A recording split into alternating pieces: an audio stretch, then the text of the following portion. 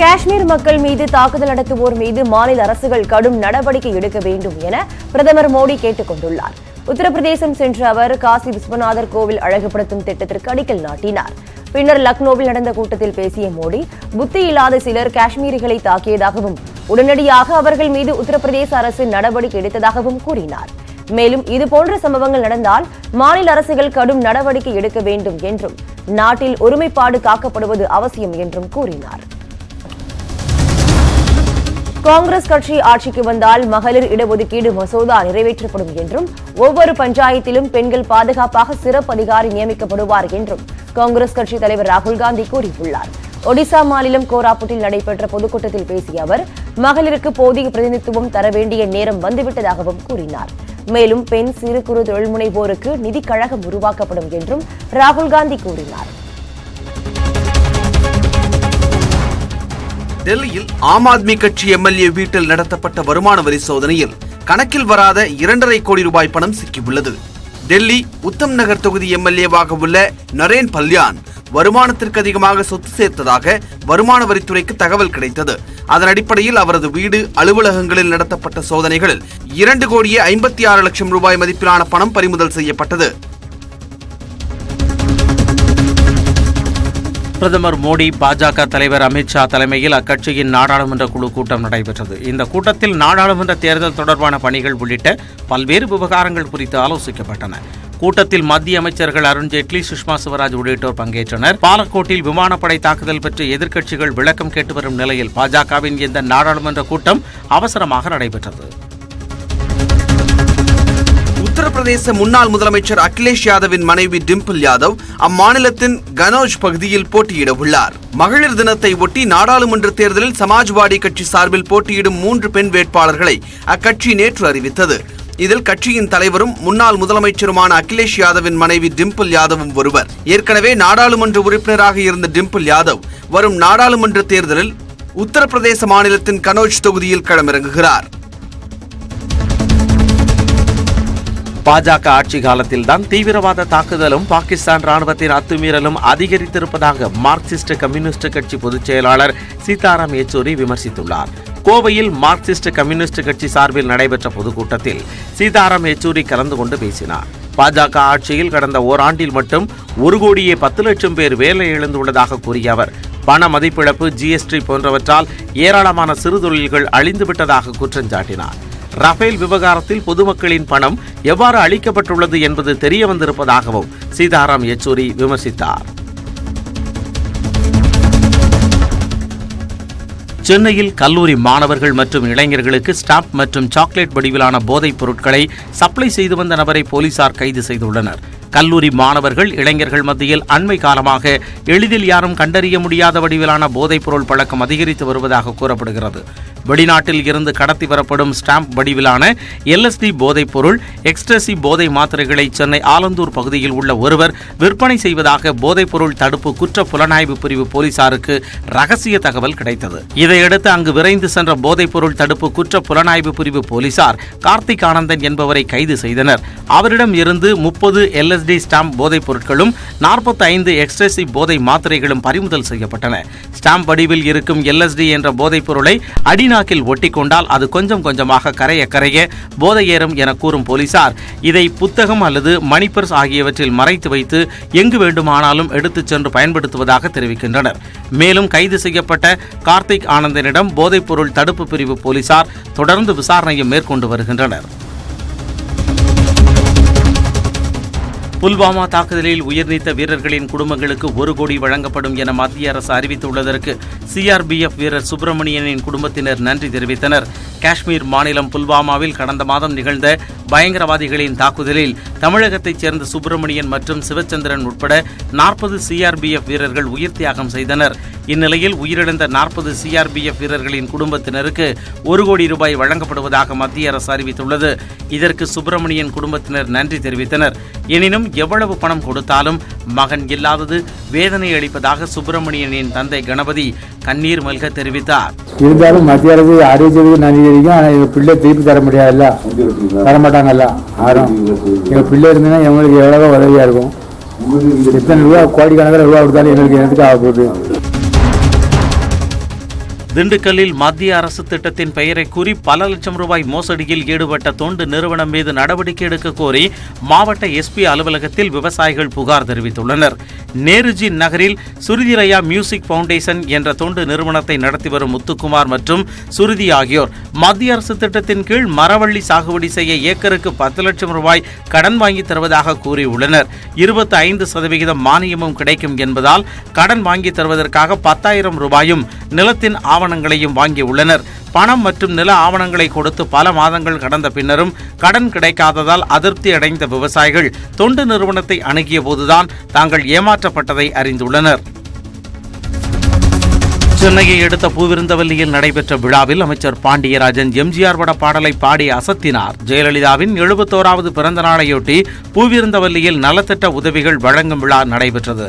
இதில் பங்கேற்ற அமைச்சர் மாஃபா பாண்டியராஜன் எம்ஜிஆர் நடித்த அடிமை பெண் படத்தில் இடம்பெறும் தாய் இல்லாமல் நான் இல்லை என்ற பாடலை பாடி மகளிர் தின வாழ்த்துக்களை தெரிவித்தார்.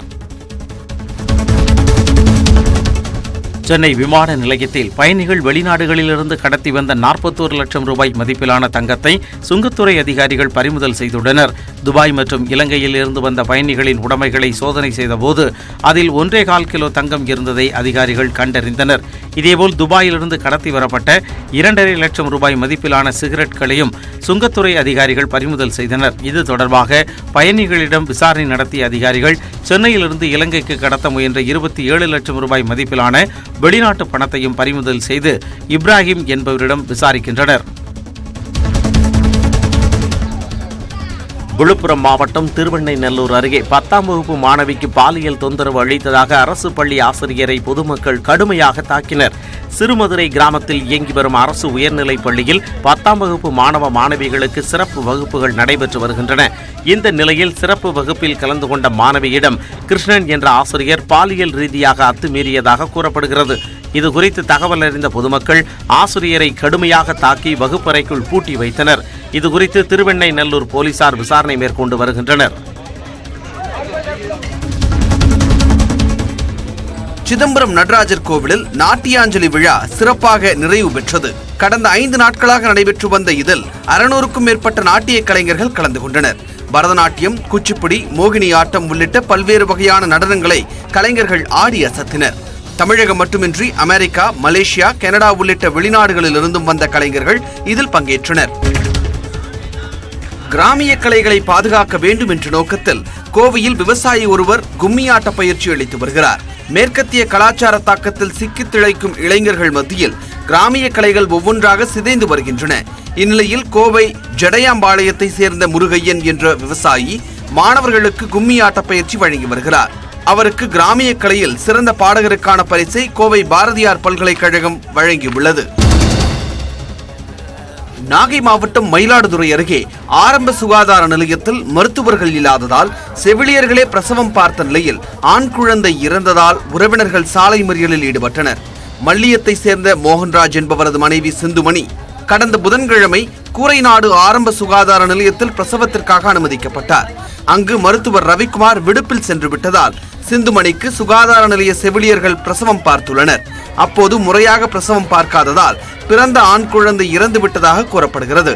இதனால் அதிர்ச்சியடைந்த உறவினர்கள் மருத்துவமனையை முற்றுகையிட்டதுடன் செவிலியர்கள் மீது நடவடிக்கை எடுக்க வேண்டும் என்று சாலை மறியலிலும் ஈடுபட்டனர். நாமக்கல் மாவட்டம் ராசிபுரத்தில் நடைபெற்ற மயான கொடை திருவிழாவில் திரளான பக்தர்கள் பங்கேற்றனர். ராசிபுரத்தில் அமைந்துள்ள புகழ்பெற்ற ஸ்ரீ அங்காளம்மன் கோவில் திருவிழாவின் முக்கிய நிகழ்வான மயான கொடை நிகழ்ச்சி நடைபெற்றது. அம்மனுக்கு சிறப்பு அபிஷேகம் செய்த பிறகு ஆடு கோழிகளை கடித்து பக்தர்கள் நேர்த்திக்கடன் செலுத்தினர்.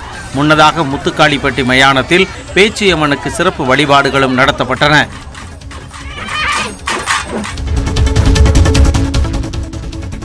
திண்டுக்கல் மாவட்டம் நிலக்கோட்டை அருகே லாரிகள் வராததை காரணங்காட்டி அரசு கொள்முதல் நிலையத்தில் நெல் மூட்டைகளை வாங்க அதிகாரிகள் மறுப்பதாக விவசாயிகள் குற்றஞ்சாட்டியுள்ளனர். விளாம்பட்டி மற்றும் சுற்றுவட்டார பகுதிகளில் சுமார் 2000 ஏக்கர் பரப்பளவில் நெல் சாகுபடி நடைபெற்று வருகிறது. தற்போது நெல் அறுவடை விறுவிறுப்பாக நடைபெற்று வரும் நிலையில் அரசு கொள்முதல் நிலையத்தில் நெல் மூட்டைகளை விற்க முடியவில்லை என விவசாயிகள் வேதனை தெரிவித்துள்ளனர். கொள்முதல் நிலையத்திற்கு லாரிகள் உரிய நேரத்தில் வருவதில்லை என்பதால் அதை காரணங்காட்டி தங்களிடம் நெல் மூட்டைகளை உடனுக்குடன் வாங்க மறுப்பதாக கூறும் விவசாயிகள் மாவட்ட நிர்வாகம் உரிய நடவடிக்கை எடுக்க வேண்டும் என வலியுறுத்தியுள்ளனர். திருவண்ணாமலை மாவட்டம் சேத்துப்பட்டில் உள்ள 2 நகைக்கடைகளில் வருமான வரித்துறை நடத்திய அதிரடி சோதனையில் முக்கிய ஆவணங்கள் சிக்கியுள்ளதாக கூறப்படுகிறது. சேத்துப்பட்டில் இயங்கி வரும் வாசவி மற்றும் வசந்த் ஆகிய நகைக்கடைகள் பல லட்சம் ரூபாய் வரி ஏய்ப்பு செய்துள்ளதாக எழுந்த புகாரில் வருமான வரித்துறை அதிகாரிகள் சோதனை மேற்கொண்டனர். 7 அதிகாரிகள் சுமார் 5 மணி நேரத்திற்கு மேலாக சோதனை நடத்திய நிலையில் பல லட்சம் ரூபாய் மதிப்பிலான பல முக்கிய ஆவணங்களை கைப்பற்றியுள்ளதாக தகவல் வெளியாகியுள்ளது. சேலம் மாவட்டம் தலைவாசல் அருகே சந்தேகத்திற்கிடமான வகையில் உயிரிழந்த 7ஆம் வகுப்பு மாணவனின் உடலை கைப்பற்றி போலீசார் விசாரித்து வருகின்றனர். சித்தேரி கிராமத்தைச் சேர்ந்த மாரிமுத்து என்பவரின் மகன் மணிகண்டன் அரசு பள்ளியில் 7ஆம் வகுப்பு படித்து வந்தார். படிப்பில் நாட்டமில்லாத மணிகண்டன் நண்பர்களுடன் ஊரை சுற்றியதால் பெற்றோர் கண்டித்துள்ளனர். மீண்டும் பள்ளிக்கு சென்ற மணிகண்டன் கடந்த 24ஆம் தேதி முதல் மாயமாகிவிட்டதாக தலைவாசல் போலீசில் தாயார் சாந்தி புகார் அளித்தார். போலீசார் வழக்கு பதிவு செய்து தேடி வந்த நிலையில் சித்தேரி ஐயனார் கோவில் அருகே உள்ள கிணற்றில் மணிகண்டனின் உடல் அழுகிய நிலையில் கண்டெடுக்கப்பட்டுள்ளது. சென்னையை அடுத்த தாழம்பூரில் உள்ள அக்னி தொழில்நுட்ப கல்லூரியில் உலக மகளிர் தினத்தை முன்னிட்டு பெண்கள் தலைமை வகிக்கும் ஸ்டார்ட் அப் நிறுவனங்களின் தொடக்க நிகழ்ச்சி நடைபெற்றது. இதில் புதிதாக தொடங்கப்பட்ட 300 புதிய தொழில்துறை நிறுவனங்களுக்கும் தலைமை நிர்வாக அதிகாரிகளாக பெண்களே நியமிக்கப்பட்டுள்ளனர். அவர்களின் பணிச்சுமை மற்றும் பெண்கள் எதிர்கொள்ளும் பிரச்சினைகள் குறித்து பல்வேறு கேள்விகளுக்கு தொழில்துறை சார்ந்த வல்லுநர்கள் கலந்து கொண்டு விளக்கம் அளித்தனர். இதில் IFS அதிகாரி பெனோ ஜஃபைன் பெண்கள் சர்வதேச அரங்கில் கால்பதிக்க வேண்டியதன் அவசியம் குறித்து உரையாற்றினார். இந்நிகழ்ச்சியில் அக்னி கல்லூரி இயக்குனர் அக்னீஸ்வர், நிர்வாகிகள், பல்வேறு தொழில்துறை சார்ந்த வல்லுநர்கள் என 1000க்கும் மேற்பட்டோர் பங்கேற்றனர். புற்றுநோயால் பாதிக்கப்பட்டவர்கள் பயன்படுத்தும் மருந்துகளில் 390 மருந்துகளின் விலையை மத்திய அரசு குறைத்துள்ளது. இந்த மருந்துகளின் விலை MRP விலையில் இருந்து 87% வரை குறைக்கப்பட்டுள்ளது. இந்தியாவில் புற்றுநோயால் பாதிக்கப்பட்டுள்ள 22 லட்சம் பேர் இந்த நடவடிக்கையின் மூலம் பலன் பெறுவார்கள் என்றும் இதன் மூலம் ஆண்டுக்கு 800 கோடி ரூபாய் வரை நோயால் பாதிக்கப்பட்டவர்களுக்கு மிச்சமாகும் என்றும் தெரிவிக்கப்பட்டுள்ளது. விலை குறைக்கப்பட்ட 390 மருந்துகளின் பட்டியலை வெளியிட்டுள்ள தேசிய மருந்து விலை நிர்ணய ஆணையம் மார்ச் 8ஆம் தேதி முதல் இந்த விலை குறைப்பு அமலுக்கு வந்துள்ளதாக தெரிவித்துள்ளது. விலை குறைக்கப்பட்ட மருந்துகளின் பட்டியலை தேசிய மருந்து விலை நிர்ணய ஆணைய இணையதளத்தில் தெரிந்து கொள்ளலாம். இந்திய ரிசர்வ் வங்கி ரெபோ வட்டி விகிதத்தை குறைக்கும் பொழுது வீட்டுக்கடன், வாகன கடன் மீதான வட்டி விகிதம் குறைக்கப்படுவது போல் வங்கி சேமிப்பு கணக்கின் வட்டியிலும் மாற்றம் செய்யப்படும் என்று பாரத ஸ்டேட் வங்கி தெரிவித்துள்ளது. இந்த நடைமுறை மே 1ஆம் தேதி முதல் அமலுக்கு வரும் என்றும் வீட்டுக்கடன், வாகன கடன்கள் வரிசையில் வங்கி சேமிப்பு கணக்கு மற்றும் குறுகிய கால கடன்களின் வட்டியும் சேர்க்கப்படும் என்று தெரிவிக்கப்பட்டுள்ளது. சேமிப்பு கணக்குகளில் ஆண்டு வட்டியாக 3.5% வழங்கப்படுகிறது.